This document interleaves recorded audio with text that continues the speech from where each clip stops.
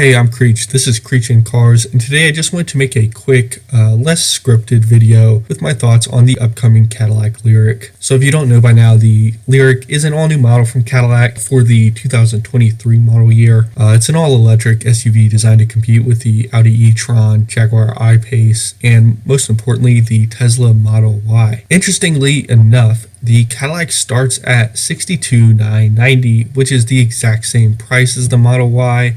I think that's a bad move, but I'll get that later. The Lyriq has a 312 mile range on the base model, which is 6 less than the Model Y base model. On the Model Y's base model, it has all-wheel drive with 2 motors, so just one in the front and one in the rear as standard, but that will cost you $2,000 extra on the Lyriq. The base model Lyriq only comes with 1 motor that drives 1 axle. The Lyriq also has a little less horsepower and pound-feet of torque with that single motor, but the dual motor option yields higher numbers than the Model Y Performance. That's a big deal and one of the few really good things about this car, because that Model Y Performance is more expensive, is more than that $2,000 extra that you would pay on the Lyriq to get that dual motor setup. Both cars have similar dimensions. I do think the Lyriq was really designed with the Model Y in mind. I also suspect that the Lyriq will have a more comfortable, composed ride compared to the Model Y. I've heard that can be a very stiff car, more of a sporty feel. Cadillac also promises a 52 mile an hour charging rate with the single motor and 37 miles per hour with the dual motors. That's for a level 2 charger. Both the Model Y and Lyriq can tow 3,500 pounds. And overall, I think the Lyriq is a decent offering from Cadillac. I think the name's kind of stupid, but I don't think it's a bad car. But the question is the Lyriq going to be so good that it can revive the Cadillac brand? Can it do what the Escalade did for Cadillac at the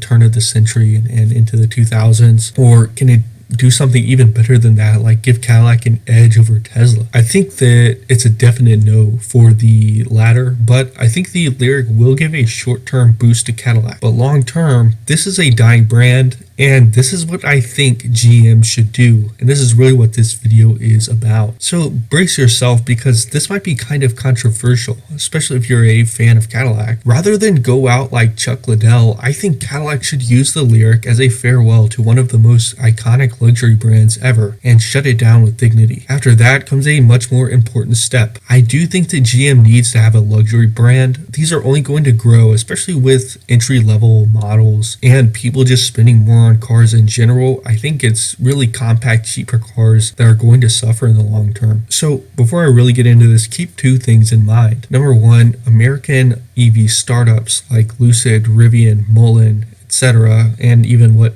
Tesla was 15 years ago. And number 2, Hyundai and Genesis. So I think that GM should start a new company to sell high-end luxury EVs through. I have no idea what the new company should be called or what the branding should look like, but I think GM could nearly copy Lucid or Rivian without having to deal with developing infrastructure, sales network, and most importantly, without having to worry about funding the company just to get it off the ground. If GM could create a Lucid or Rivian that is fully funded, already has the technology and resources to produce multiple models, and that could actually fulfill the orders, only poor execution could stop it. However, I wouldn't put poor execution past GM. If you doubt that this could work, you could look at Tesla, which in the last decade has gone from unknown to unstoppable. But I think a better company to look at is Hyundai. Hyundai hasn't been in America for that long in the grand scheme of things, and has been experimenting with luxury cars for a little while, but overall it hasn't been that much time since the Genesis and Equus really started to gain traction and showed that Hyundai could make a good luxury car. In 2016, Hyundai started selling the Genesis G80 and G90 respectively, based off of the Genesis and Equus, and these were completely separate from the Hyundai brand. We all know what has become of Genesis since then. The Hyundai Genesis model applies to GM especially because we all know that GM is the overlord of rebadging, and this was a common criticism of Cadillacs. I read a very good article called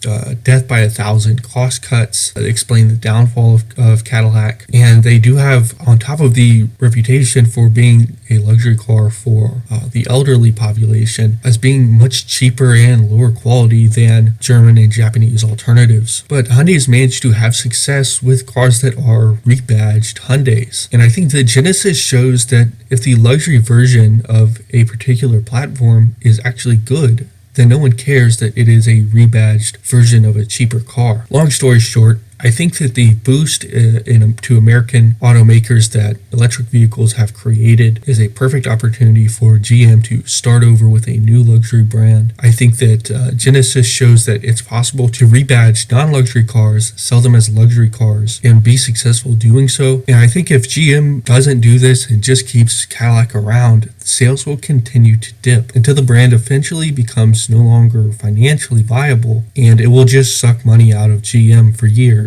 without producing anything. I think this is a much better move financially for GM because, like I said, I think Cadillac would continue to drain money, and producing something new that could build into a bigger brand in the long term. I think the Lyriq is a decent SUV. I do think it will give a short-term boost to GM, to Cadillac. Long term, GM has to do something different with luxury cars. And I think that now is the time to do this, especially with people being more willing to accept new cars that are these electric luxury startups like Lucid. People are paying a lot of money for the Lucid Air, which is, it's kind of just based on this cool hype factor, but not much is known about how this will actually turn out. And the same goes for Rivian, same went for Tesla even 6 or 7 years ago. So with that multi-decade perspective in mind, GM is looking at a relatively quick return on creating a new brand today. Let me know in the comments what you think of that. Do you think that's a really stupid idea, or do you agree with me? Thanks for watching. I'll see you in the next video.